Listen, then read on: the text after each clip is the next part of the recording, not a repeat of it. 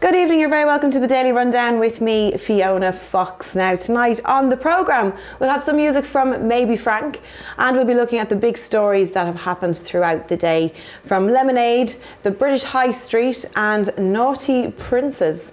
But to get us started, let me introduce you to tonight's fabulous guests. It's the lovely stand-up comedian, Mr. Stephen Armstrong. Hello, Mr. Stephen Armstrong. Hello, Mrs. Fiona Fox. Ms. Fiona Fox. Fiona Fox. That's right. You're very welcome. How have you been? I've been not three bad, which is better than not too bad. But, is it? All but right. not as good as not four bad. I've been okay. We'll have to. Your workings out, and that we'll have to come back and cover again. Yeah. I feel like three should be worse, personally. That's maths. Yeah, and we'll have to discuss this again, I think. That's not my bag.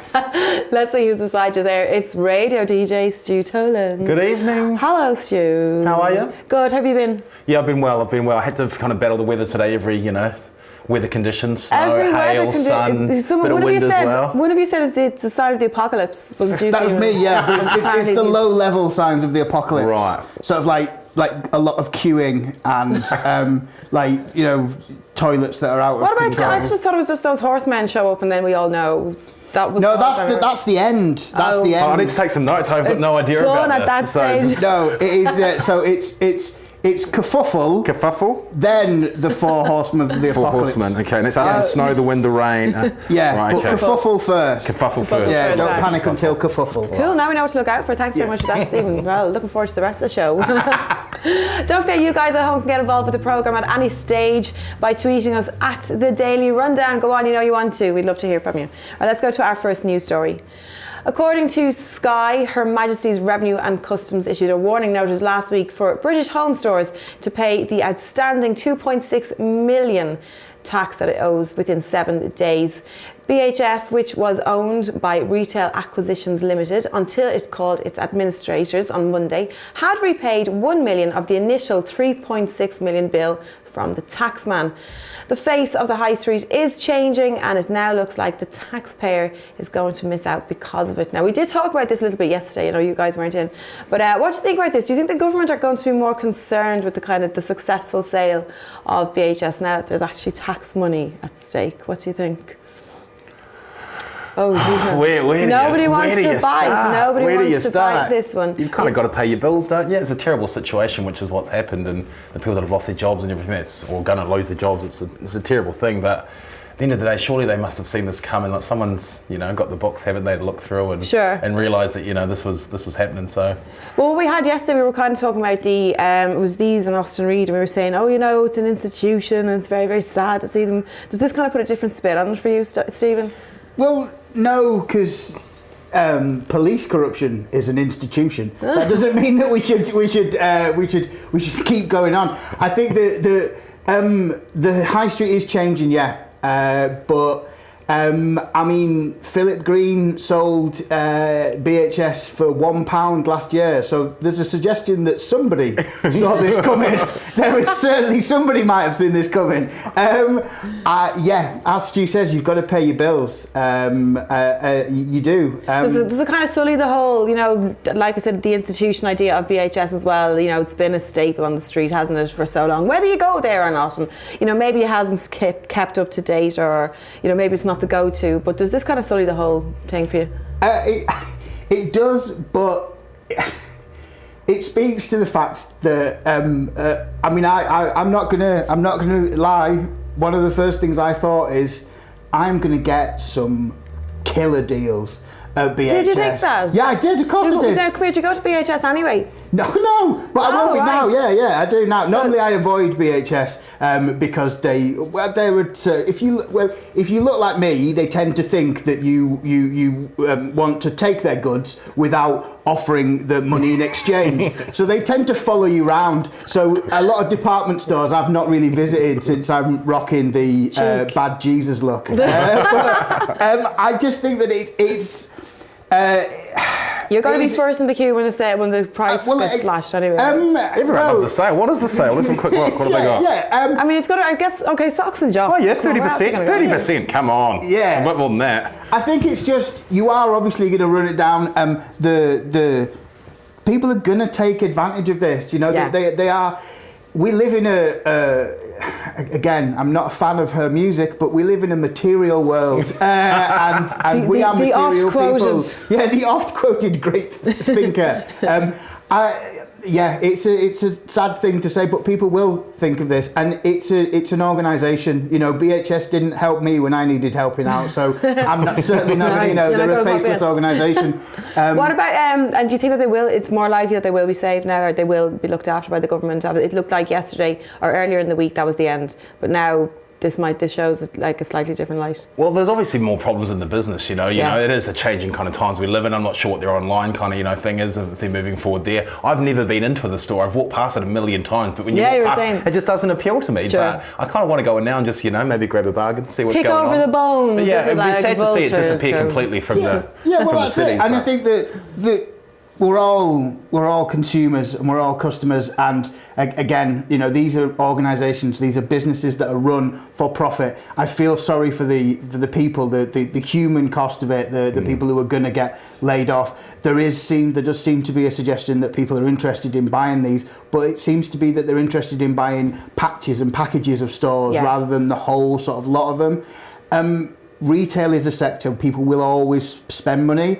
As Stu says, it seems to be moving more online. So it's about, companies seem to be more now. It's about how you can become more flexible. For quite a long time now, the way I shop is I go out, I shop in the high street, I look to see what I want, then I go home and I go on the internet and I buy it for cheaper. You go out, you try it in the shop, you think, right, that's the item that I want, then you go online and you find it for cheaper and you get somebody to deliver it to you. Sure. So to be fair, there was a lot of change already happening that they were probably a little bit behind before even this news. Lovely. Thanks very much for that, guys. Let's move to our next story. British Cycling's technical director Shane Sutton has been suspended pending a formal investigation. This news comes shortly after the announcement of an inquiry into sexism claims as well. The latest damaging comments about Britain's hugely successful paracycling squad leave Sutton's future as technical director dangling by a thread, and British cycling in turmoil just 100 days before the Rio Olympics begins. The Australian, who mentored Sir Chris Hoy and Sir Bradley Wiggins to Olympic glory before taking over the top role in British cycling in 2014, is in a lot of trouble, basically, isn't he? Have you read anything? Have you read the article? Have you read the comments? Just no, indefensible, really, isn't it? You can't defend it. The words that he used about what are athletes. They're athletes. Irregardless of whether they're athletes, the words that this gentleman has used to describe these people are disrespectful to people, to humans. It's not a particular thing. Again, it seems to be on the back of a sexism claim against this gentleman. He doesn't seem to have a defence for this, and from what I know, the gentleman shouldn't be. It shouldn't be where he is. But I mean, it is very, very shocking to think that somebody is at that level and is dealing with so many different.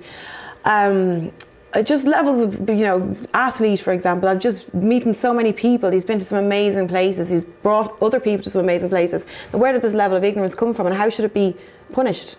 Well, it needs to be punished in some way, and it's awesome that it's been addressed. Well, it's not awesome that it's been addressed, but it's good that it's out there, and you kind of just wonder how much more is going on. And I'm not a sporting person. As a kid growing up, I didn't really play sport. I know a lot of my friends did play sport, and a lot of their coaches work kind of hard on them, and they said certain things that if someone said that to me, and any other kind of sense, you'd be like, well, that's kind of offensive. But that's kind of the way that they coached and things like this. But what this man said is just it's disgusting, really, and it's glad that it's been brought to the limelight, and something has to be done, whether he loses his position and And do you think he should lose his position, right?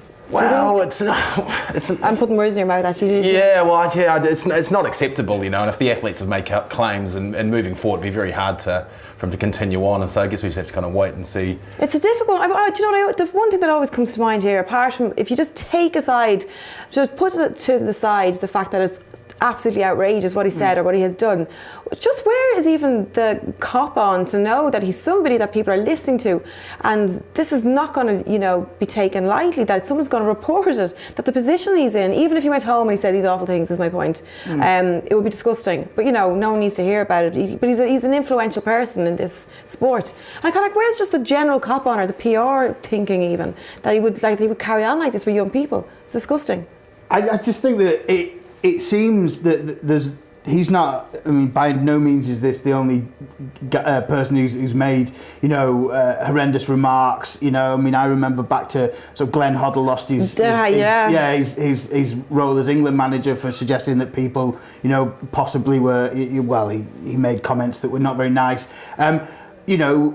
Footballers. There was an Italian football team's manager got fired and was criticised by a female pundit, and he sort of said, with the greatest respect, what does a woman have a right speaking about football? These are just idiots, knuckle-dragging Neanderthals who don't deserve to have the focus put on them. Education is the only way we can address this. I've been in sports teams where there is, and I hate the word banter. Yeah. But the thing is that it's offence is something that's very rarely given and is often taken. And it's the case that if this gentleman thinks that these words are acceptable words, then he needs to be educated that this is not how we refer to people in general. Again, the fact that he mentored Chris Hoy and Bradley Wiggins, the fact that somebody who has these views does something good doesn't cancel out the fact that he still has these views. This is what he believes. This is what he refers to people as. It's not a point system. No.